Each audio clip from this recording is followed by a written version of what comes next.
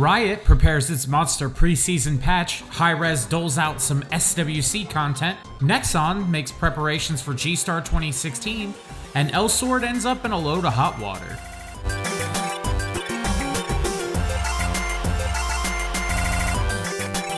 Hey everybody, it's Colton from MMOHuts.com, and here's the weekly recap for the week ending in November 13th. Let's get right into it. First up, Riot is preparing to drop their major preseason update, and you Season League vets know what that means: massive sweeping changes. This update includes reworks for the Assassin role and its respective champions. They've also changed the way stealth works. It's been split into two different types of stealth, each with their own rules. Riot has also made some changes to minions in the jungle and added new jungle plants that can spawn, and they triggered interesting effects when destroyed. Supports will also see the addition of 2 new items and a change to Aegis of the Legion, a staple of the role for some time.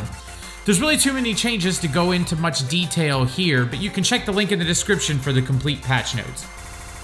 Staying with the MOBA trend, Hi-Rez lets fly with the 3.21 patch for Smite, which saw the addition of Thoth to the game. Thoth?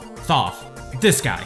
The patch brought with it a number of new skins, including High Noon Sylvanas, Igneous Terra, Baron Frostchild Ymir, and a few others. The Smite SWC digital loot packs are now available, and include SWC skins for both Amaterasu and Apollo. If you want to lay your hands on one of these packs, there will be a giveaway over at twitch.tv/thebottomtier, and a potential raffle on MMOHuts.com as well.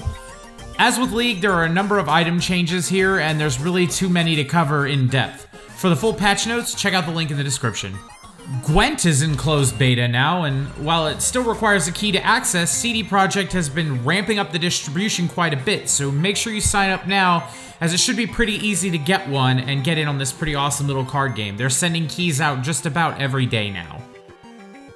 Moving back to Hi-Rez, Hi-Rez also brought their Open Beta 37 patch for Paladins online, which included the new champion Sha Lin, the Desert Wind. He's a stealth-based archer character that excels at maneuvering and sniping targets with his longbow. The patch includes a number of quality-of-life changes, like allowing players to queue for both siege and payload simultaneously, entering whichever queue pops first. The changes here are mostly bug fixes and system improvements, but you can view the full list down in the description. Robocraft saw the release of Vanguard's End map on November 10th, which centers your fight around a large, apparently crashed rocket ship. Players can dive into that straight away. Nexon announced the list of games that it would feature at G-Star 2016, Korea's biggest gaming convention, and the list is pretty lengthy. Favorites like Lawbreakers and Estelia make the cut, as well as mobile games like Elsword Smash and Tree of Savior Mobile. The full list is linked on our website, as well as the trailers for all of the games they plan to feature. The MOBA trend continues, with Paragon launching its 3.4 update this week, which introduced the Death Cam, the Monolith map, and warning rings to alert players when tower aggro is a threat.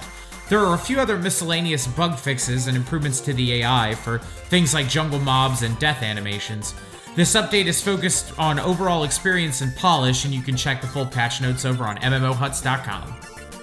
Elsword sees the launch of its Hot Springs event, which features hot spring themed attire to unlock, as well as a buff for using the hot springs to aid you in your dungeon runs. Using the springs for a full 6 minutes, or long enough to get the buff, also provides you with 10 perfectly boiled eggs, which restore 100% of your MP, making them pretty useful little items. EVE Online announces the Ascension expansion, which will be available on November 15th.